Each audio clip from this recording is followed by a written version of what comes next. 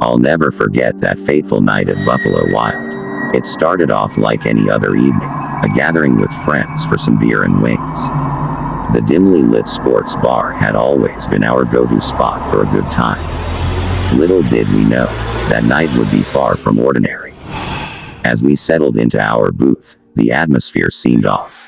The air was thick with an unexplainable tension. The usual chatter and laughter were replaced by an eerie silence that sent shivers down my spine. I dismissed it as my imagination running wild, but I couldn't shake the feeling that something was terribly wrong. We ordered our usual, a basket of spicy wings and a round of cold beers. The waitress, a young woman with a blank expression, brought our order promptly.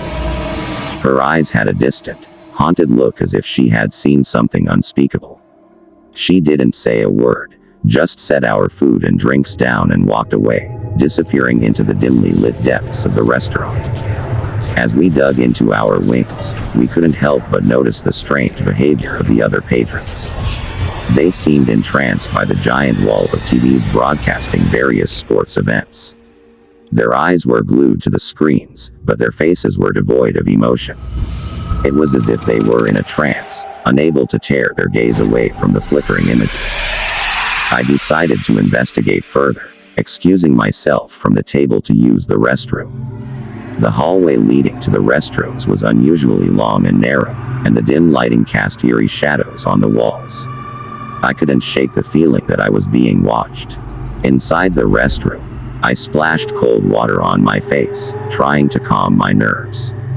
That's when I heard it, a faint whisper, like a soft breeze rustling through dry leaves. It seemed to be coming from one of the stalls. I approached cautiously and pushed open the door. What I saw froze my blood. There, in the dimly lit stall, was a figure hunched over, whispering incoherent words in a language I couldn't understand. The air was thick with an otherworldly chill, and a foul stench filled the cramped space. I stumbled back in horror, slamming the stall door shut. Whatever that thing was, it was no human. I rushed back to my friends, my heart pounding in my chest. I tried to explain what I had seen, but they dismissed it as a joke. The strange atmosphere in the restaurant had intensified, and it was clear that something was terribly wrong. As the night wore on, things only got worse.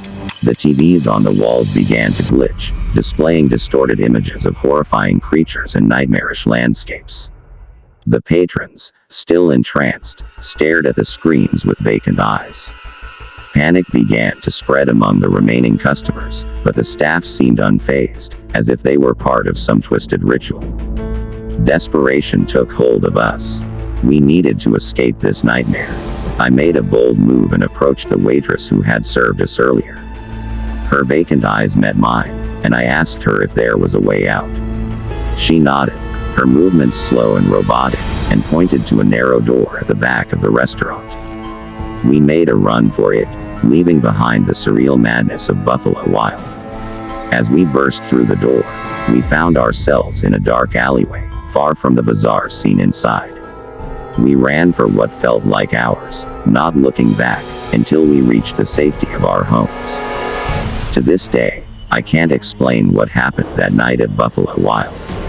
It was a place of leisure turned into a realm of unspeakable horror. I've never returned, and I don't think I ever will. The memory of that night still haunts my dreams, a reminder that sometimes, even the most familiar places can hide unimaginable terrors.